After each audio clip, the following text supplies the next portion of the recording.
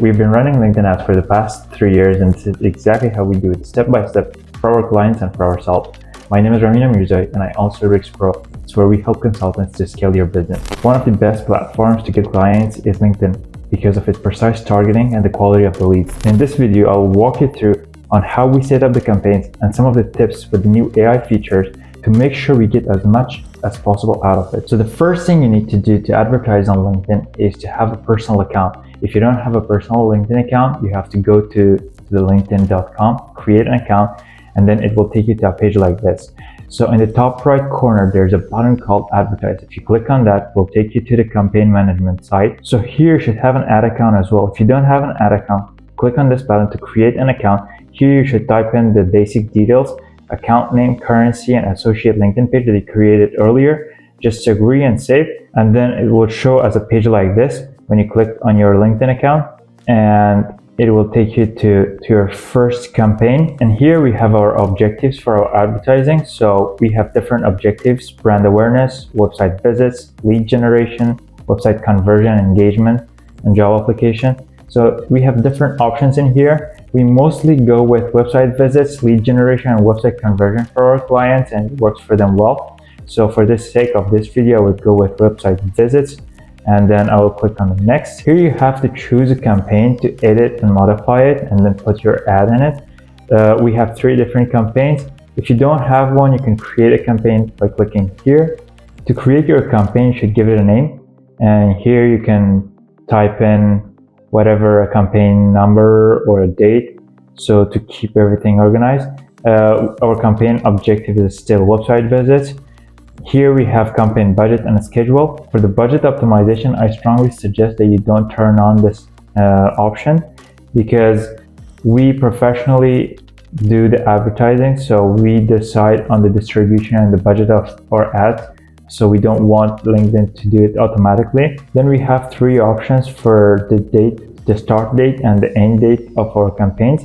So the first one says that it starts from today and never ends. The second one starts from today and ends in a specific date. The third one is a start date with an end date plus a lifetime budget. So here, if you want to, you can modify these options, but it's better to do it in the budget section. So we select the first one and then click on the next.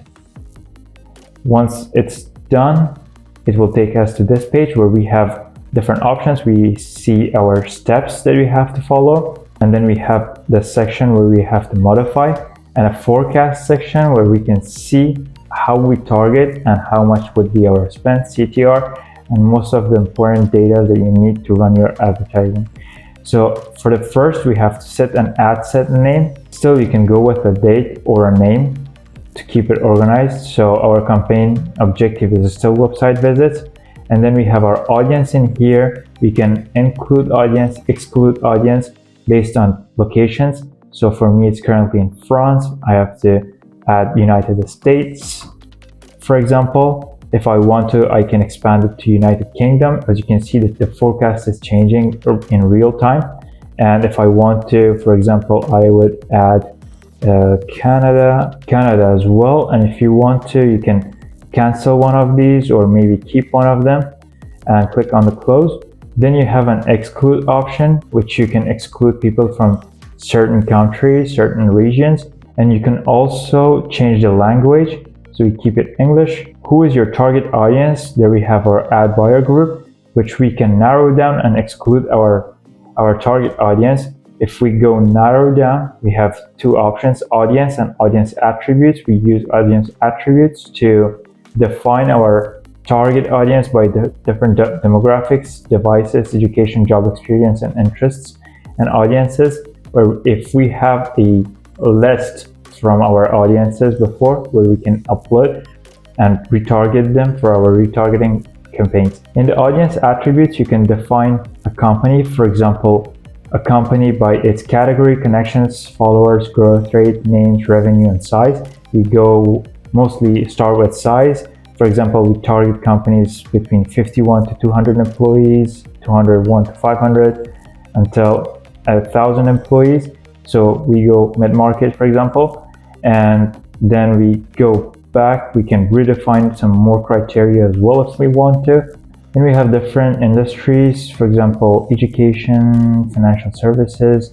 We can add like financial services one subcategory for it, for example, insurance, or we can go back with subcategories, or we can go back in here and add your revenue as well as one of our conditions. We can go for the companies between 10 million and 100 million, 100 million to a billion. And this way we can narrow down our audience. If we click on close, we can save up our modifications, and we can click on this again to modify it. Here we have different modifications that we bring in to narrow down our audience. We have one important option here as an or and, which is very important. If we want to apply these second and third filtration that we want to on top of the first or the second, we have to click on or and change it to and instead of or, because that way our filtration would apply on both conditions. And also we can add an or on top of this because we want to have insurance and also our company size and company revenue. So this way, if you see, the forecast is going down and down because we're going way narrower on our niche. If we move forward in audience attributes, we have different options as well other than the company. We have demographics, devices, education, job experience. For example, we sometimes use job experience as in job seniority and job functions.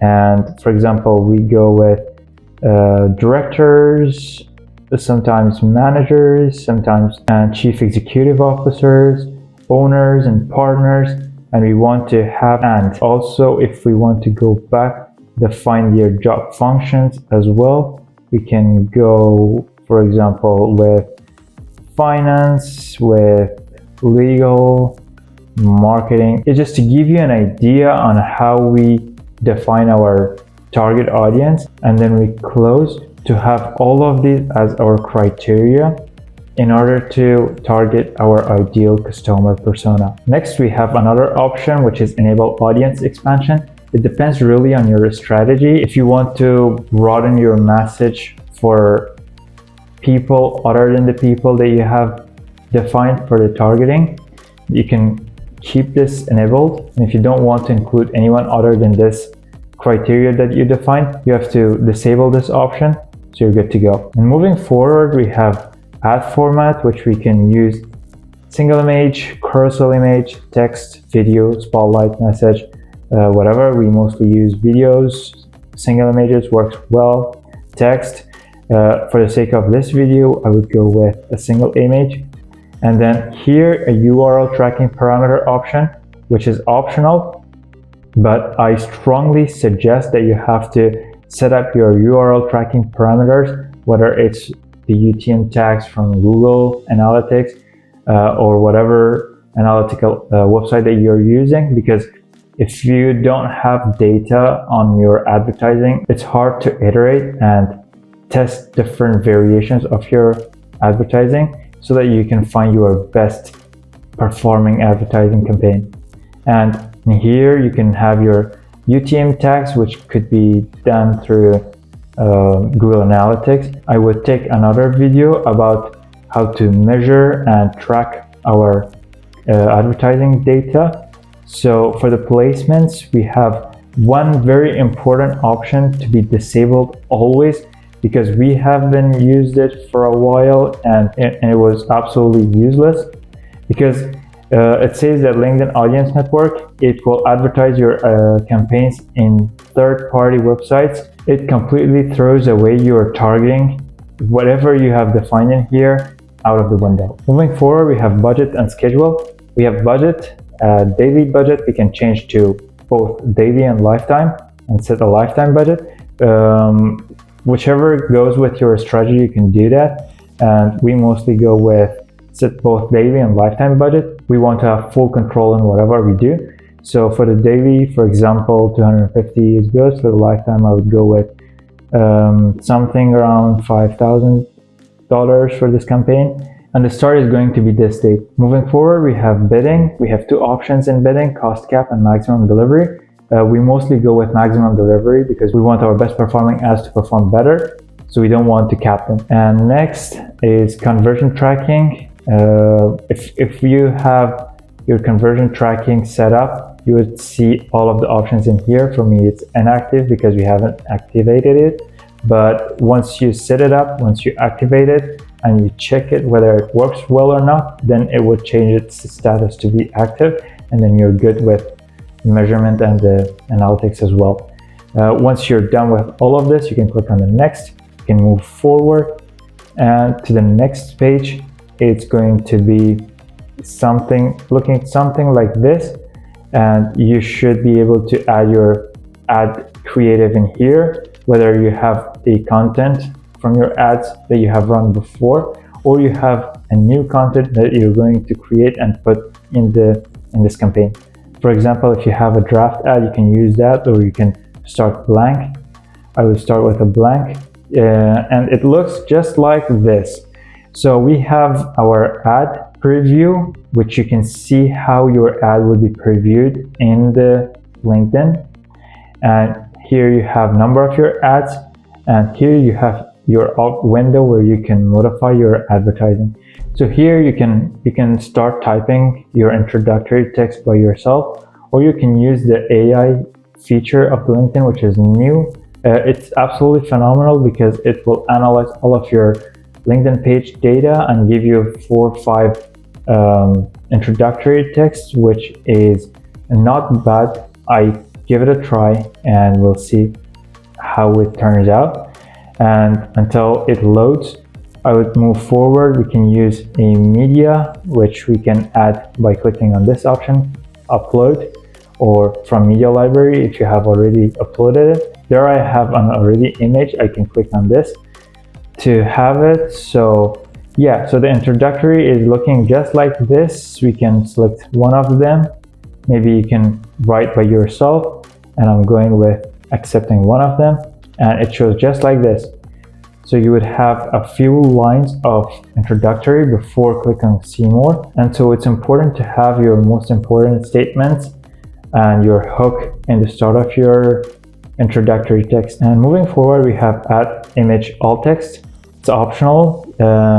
Next, we have destination URL. Here you should have your website where you want to drive traffic to. We mostly drive our traffic to our landing pages, but I will put my company's website so that we can move forward. Also, the destination URL would be shown just here. Once the audience click on this, they would directly take them to this URL if your call to action is to drive that traffic, or if you change to different call to actions, then you can get a lead form to have a PDF to be downloaded, whatever. So for your headline, you can still use the AI feature, or you can still type your headline. The headline would be shown just here, and it's going to be short.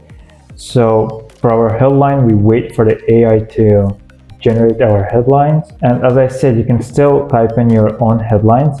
And I would go, for example, 10 high ticket clients in 90 days, which is great for me. And I would move forward for our call to action. Different call to actions are different actions that you want your audience to take, whether they apply for a form, whether they download a PDF or a content, or sign up for something, subscribe for your email, register or join. And if you want to drive your traffic to the landing page, mostly learn more would be the most applicable. So here would be a description. If you want to, you can put. If you don't want to, you don't want to. So you can save the ad, and the ad would give us these two options, whether we want to draft 4 more ads, which we can bring some few small tweaks and variations to it. Maybe if you want to, that would be great for your testing and A/B testing. And I would go with no, just save one ad, and the ad would be saved, and it will look like this. So here we can still move next, and we can review all of our campaign objective, ad set, our targeting, our ad creative, and ad as well. Once you're done with your forecast results and everything, you can launch and set. Once you launch it, it would give you a window between 24 to 48 hours for LinkedIn to review your ads. And that's it for today's training. I'll see you in the next one.